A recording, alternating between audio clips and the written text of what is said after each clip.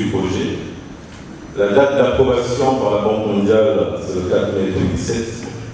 La date de mise en vigueur, le 17 juillet 2018. La date de clôture est fixée au 31 décembre 2023.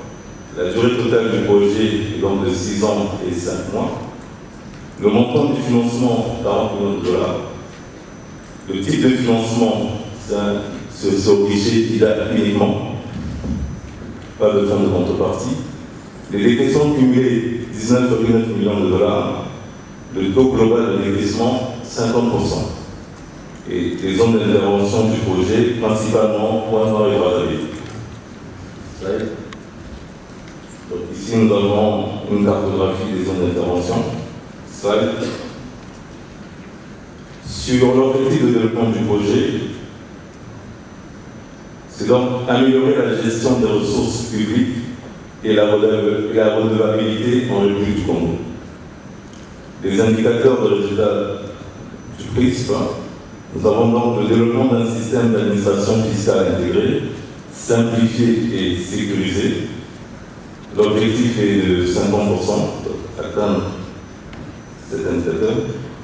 La part du budget alloué à des nouveaux projets d'investissement sélectionnés sur la base des procédures PIM dans les secteurs prioritaires tels que définis dans le PND.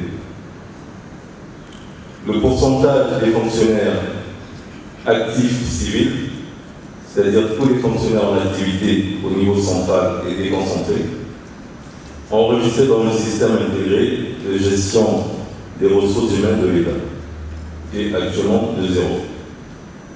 Le nombre de personnes sensibilisées par les organisations de la société civile sur la transparence budgétaire dans les secteurs prioritaires, éducation et santé, actuellement est de 0.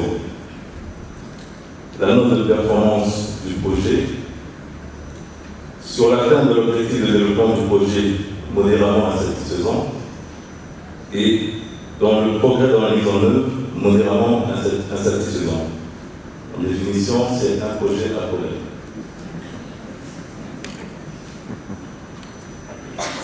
Alors, les défis majeurs rencontrés en juin 2021, c'était l'appropriation des exigences de la restructuration du projet. Au niveau du gouvernement et de la Banque mondiale, on a organisé en juin 2011 l'atelier d'appropriation des outils de la restructuration et suivi des recommandations de cet atelier. Au niveau du fonctionnement de l'unité de gestion du projet, un nouveau coordonnateur a été recruté et l'UGP a été redynamisé. Au niveau de la Banque mondiale, il a été réalisé un audit du personnel.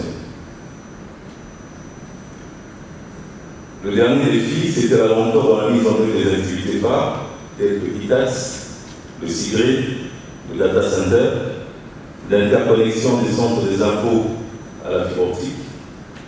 Alors au niveau du gouvernement, il fallait en tout cas diligenter la signature du contrat des activités phares hormis ITAS. Au niveau de la Banque mondiale, il fallait adopter un mode fast-track pour le retour des anneaux, donc les actes de non-objection, et l'instauration de réunions hebdomadaires entre la Banque mondiale et l'unité de coordination du projet. Pour 2022, les défis majeurs, au niveau du fonctionnement de l'unité de coordination du projet, pour le gouvernement, le coordonnateur a été mis fin aux fonctions du coordonnateur et ma modeste personne a eu la lourde tâche d'assurer l'intérim. Et au niveau de la Banque mondiale, il fallait continuer à redynamiser l'UCP et faire le suivi des recommandations de l'audit du personnel réalisé par le cabinet Ernst & Young, la publicité, et l'adoption de l'approche de la gestion axée sur les résultats. Le deuxième défi concernait l'amélioration du suivi des activités phares, ITAX, le registre de la fonction publique, le système intégré de la gestion des ressources humaines de l'État, SIGRE, le data center, l'interconnexion des centres des impôts à la fibre optique et les panneaux solaires. Au niveau du gouvernement, il fallait donc actualiser le PPSI, donc la stratégie de passation des marchés, avec un plan opérationnel de suivi-évaluation élaboré. Au niveau de la Banque mondiale, un meilleur suivi des activités de digitalisation par un renforcement des missions de contrôle et un suivi hebdomadaire des activités. Enfin, le dernier défi, c'était l'insuffisance des ressources au regard du taux d'engagement des contrats. Nous sommes à 2 ans de clôture, 31 décembre 2023, et le taux d'engagement est déjà de 97%. Pour le gouvernement, il s'agissait donc de solliciter auprès de la Banque mondiale un financement additionnel. Et enfin, du côté de la Banque mondiale, réduire les coûts, en tout cas, proposer la réduction des coûts de la composante 4, qui est la gestion de projet, et examiner la réallocation des ressources intra-catégoriques. Voici donc la présentation du CRISP. Et M. Diator de terminer, Madame la représentante présidente, on peut vous rassurer que nous allons sortir de la notation projet après. La ressource humaine et la gestion axée sur les résultats, faire un focus sur la gestion axée sur les résultats. Effectivement, je pense que c'est une des préoccupations majeures dans la mise en œuvre du projet. J'ai évoqué tout à l'heure qu'il y a une restructuration du projet. Pourquoi il y a une restructuration? Parce qu'il y a eu beaucoup de problèmes qui ont freiné la mise en œuvre de ce projet. Et parmi les recommandations de cette restructuration, un focus a été fait sur la dynamique du changement avec une approche justement de gestion axée sur les résultats. Et aujourd'hui, nous sommes en train de dérouler en fait les recommandations de cette restructuration en mettant un accent fort sur la gestion axée sur les résultats. Nous avons reçu le concours d'une assistance technique il y a encore quelques semaines, avec des ateliers au niveau du projet et au niveau de certains bénéficiaires, justement sur la dynamique de changement. Et je pense que ça va dans le sens des propositions de M. Moukala. Donc je pense que c'est une contribution de notre part, mais je peux vous assurer que le projet est dans cette dynamique de gestion axée sur les résultats.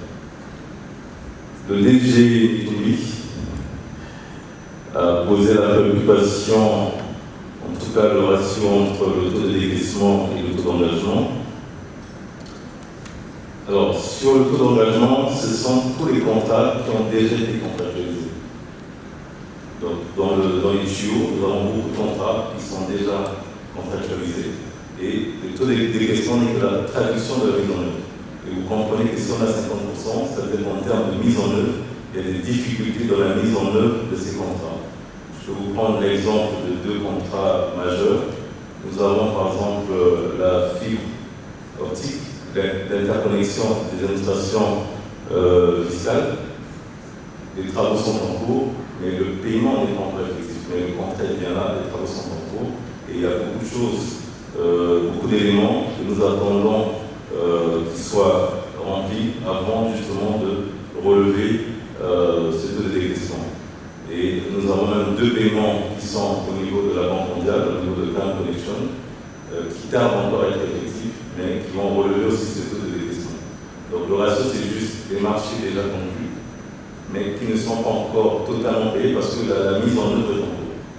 Donc nous avons un taux d'engagement qui est élevé, tous les contrats sont quasiment bouclés, mais les travaux sont en cours et le projet a connu beaucoup de freins dans la mise en œuvre de certains projets. Et c'est ça qui a créé un peu ce décalage. Alors, la préoccupation du président du réseau des associations de développement, je n'ai pas trop bien compris. Vous m'excuserez, je vois le secrétaire qui a levé la main, mais juste rappeler que j'ai parlé des personnes sensibilisées par les organisations de la société civile, pas le nombre d'organisations de la société civile qui sont ciblées par le projet, ces personnes sensibilisées. Donc, mais je n'ai pas trop saisi la question.